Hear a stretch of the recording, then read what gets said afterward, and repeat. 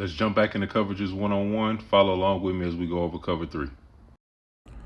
If you've been following along with me, you should know by this point when we go to coverages, we're always looking at safeties first. Safeties, then numbers, leverage, and space. Cover three is pretty straightforward. Cover three, we got three high safeties splitting the field into three parts. And we have a zone coverage underneath. So we got corners taking their deep third. We got a free safety in the middle. The big thing that you want to do to recognize that we're in cover three is first off, recognize in base cover three, you're only going to have one high safety.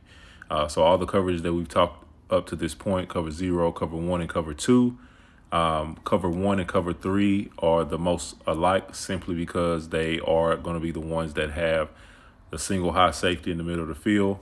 The only difference is they're zoning off everything underneath and they're manning everything up. Cover 1 and cover 3 are common defenses that they like to pair together and try to disguise what the actual defense is.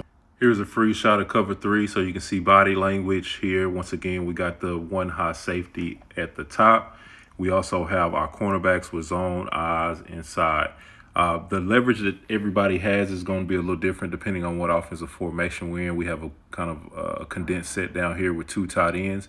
So you see your outside linebacker and your corner right outside of him, essentially still playing that zone, but squeezing down to match the line of scrimmage, just in case he needs to help with run support.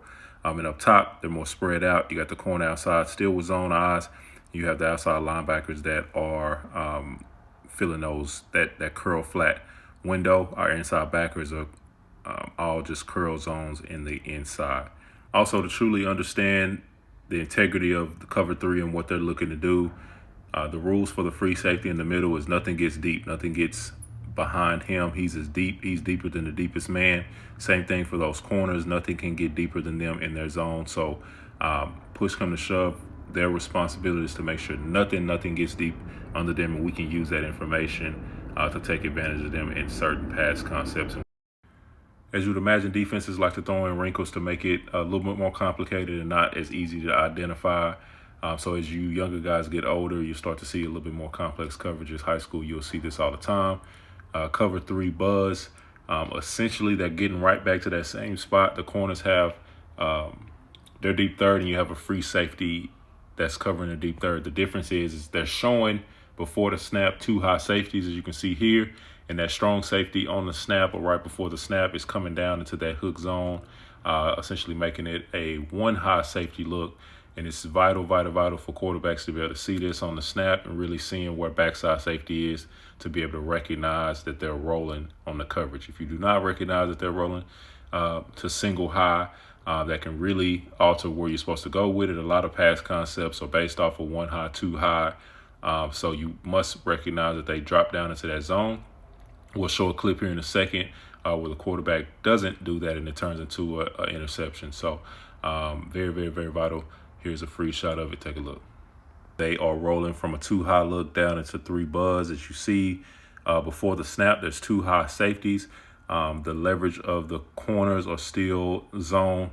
But the telltale sign here, you start to see that safety at the top there. He's already on the hash and close to the middle of the field. And we have this safety down bottom where he's a little shallower. So you have to really watch a lot of film to really see what tendencies a team has going into the game. If you do, you'll be a lot more prepared in regards to seeing what they do. They have certain things that they want to tip off to be able to get to that spot. Here's the last screenshot of just a few of the different variations that you have off of cover 3. You got cover 3 sky here. Once again, strong safety is already low. He's in the flats there to the right. Cornerbacks, deep third zone. Free safety, deep third zone. Then to the left here at the top, you got 3 cloud, where essentially it's cover 3, but instead of that strong safety covering the flats, that cornerback will stay down low, kind of like a cover 2 cornerback, but that safety will then take his responsibility for that deep third. Very, very good coverage for third and long. It can get confusing for quarterbacks if you're, like we talked about cover 2, if you're looking at a corner and looking to see where he is, he'll really look like a cover 2 corner to the right, but that free safety is still getting to that cover 3 deep third zone. So you have to watch a lot of film and find tendencies there. Here's this active clip against cover three, standard cover three. We already have our safeties down. One high safety, corners with leverage eyes and leverage inside. Very telltale sign. We have an out route and a vertical on the left, and we have basically a high-low concept down bottom with a play action fake in the backfield. Quarterback knows I'm likely going to the right if it's cover three, if it's one high safety look, and I'm going to the top if it's a two high safety look. He comes down bottom. He takes advantage of the high-low against this middle linebacker and was able to hit this dig right behind him. This is a 3rd and long here. Linebackers are 6 or 7 yards pre-snap. Corners, eyes, inside leverage. It's deep high safety. We're running a mesh concept. Got the verticals essentially clearing out, getting those corners and safeties. Remember, they can't let anybody get deeper than them. And we got a high-low underneath on those linebackers. Linebacker does a really good job of triggering here when the quarterback opens up to throw the ball. Really just a misread here by the quarterback. Really had that dig right behind him. Here's our 3 buzz look. Have to recognize where the safeties are pre-snap. We have a deep hook down here by the number 1.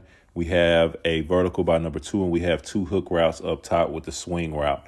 What you'll recognize is that we can't go to the hook down bottom because we have outside leverage by this outside linebacker. Looks like 24 down here. That's dead. The vertical is dead because we have 2 high safeties. We got to go to the hooks up top. Quarterback does not recognize that we have this strong safety buzzing down to be able to squeeze this. You'll see him be able to take this away. We should be able to recognize this, see them take this hook away. Then our eyes go back to our hook at the top there. They squeeze that. Ball should likely be swinging to our running back that's coming free here to the left where we have an opportunity to make a play. When we don't make the right decision, we see the results here. So let's take it back real quick.